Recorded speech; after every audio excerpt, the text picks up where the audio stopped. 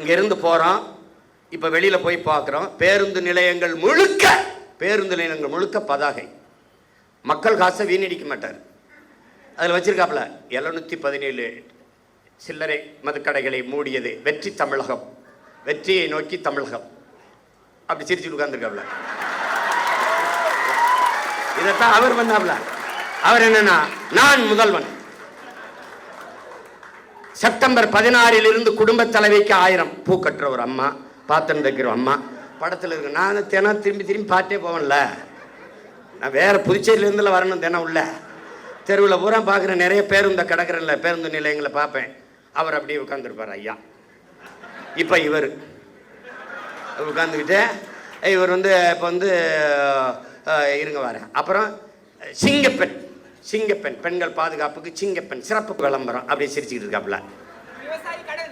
அதுதான் சட்டசபையில் பேசிட்டீங்க, சொல்லிட்டீங்க, செய்தி நாளேடு முழுக்க தொலைக்காட்சி முழுக்க வந்துருச்சு, மக்களுக்கு தெரிஞ்சிருச்சு. அப்புறம் இதுக்கு இவ்வளவு கோடிகளை செலவழித்து தெருவா விளம்பரம் இதுக்கு? இதுதான் செய்தி விளம்பர அரசியல். இவங்க ஒன்லி ரீல்ஸ் தான், நோ ரூல்ஸ்.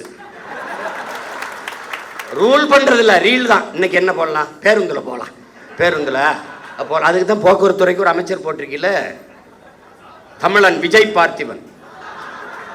பேரை வச்சுக்கிறான் கில்லி சரத்குமார், திருப்பாச்சி வெட்டர்வார், எதே ஒன்று வச்சுக்கிறது. பேரை வச்சுக்கிட்டு சூப்பர் ஆயன் அப்படி எதோ ஐயா வச்சுக்கிற மாதிரி எதே வச்சுக்கிறது.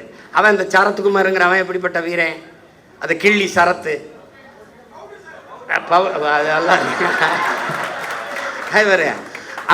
அவங்க சமாளிக்கிறாங்க. எல்லாத்தையும் சரி பண்ண நினைக்கிறாங்கடா. ஆமாம் தவறுங்க அப்படின்னு சொல்லி அதை திருத்திக்கிறது கிடையாது. தவறு தான், இனிமேல் இல்லை அப்படின்னு சொல்லணும்ல. விளையாட்டு போட்டி கிரிக்கெட்டு ஐபிஎல் பார்க்க போகிறாரு, சரி போகிறாரு. குழந்தைக்கு உடம்பு முடியல. எவனாவது நல்ல தகப்பன் உடம்பு முடியாத குழந்தைய தூக்கிட்டு, சின்ன குழந்தைய தூக்கிட்டு ஐபிஎல் பார்க்க போவாங்க. இவனுக்கிட்ட இவ்வளோ பெரிய பொறுப்பை கொடுக்குறிய அமைச்சர் பதவி, அவன் என்ன வெங்காயத்தில் நிர்வாகம் பண்ணுவான்? ஒரு குழந்தைக்கு தகப்பனாக இருக்க தகுதியற்ற ஒருவனை எப்படா நீ மந்திரி ஆகுற? எப்படி மந்திரி ஆகுற? மாத்திரை கொடுக்க வேண்டிய நிலையில இருக்குது, உடல்நிலை சரியில்லை என்றால் வீட்டில் குழந்தைய வச்சு பார்த்துருக்கணும். அப்படியே நான் ஐபிஎல் பார்த்தா தான் உயிரோடு இருக்கணும்னா வீட்டில் தொலைக்காட்சியில் பாரு. அங்கே கூட்டி கொண்டு போய் மாத்திரையை ஒரு இதில் வச்சு, அது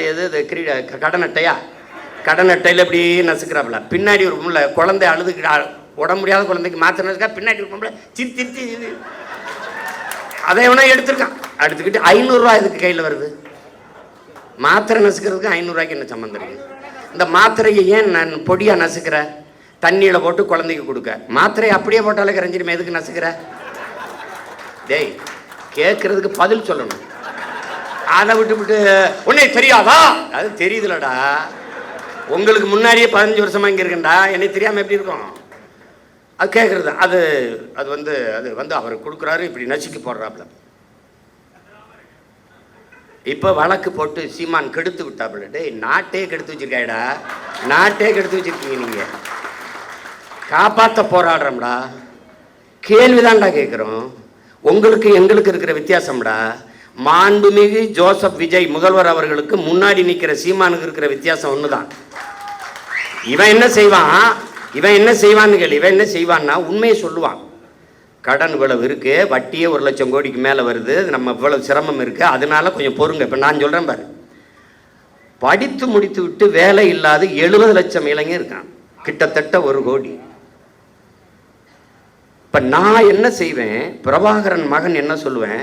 காமராஜரனுடைய பெருந்தலைவனின் பேரை, வஉசியின் வாரிசு, தெய்வ திருமகன் முத்துராமலிங்க தேவரின் பேரன், தீரன் சின்னமலையின் வாரிசு, அயோத்தியாசர் ரெட்டமலை சீனிவாசனுடைய பேரன். நான் என்ன சொல்லுவேன்னு கேளு. சிங்காரவேலர் ஜீவானந்தத்தின் பேரன் என்ன சொல்வேன்னா, படித்து முடித்து விட்டு வேலை இல்லாத பட்டதாரிகளுக்கு, இளைஞர்களுக்கு வேலை தாரேன், அரசு வேலை தாரேன். அது எந்த வேலைன்னு கேட்காத, வேலை தர்றேன், உனக்கு வேலை தர்றேன்.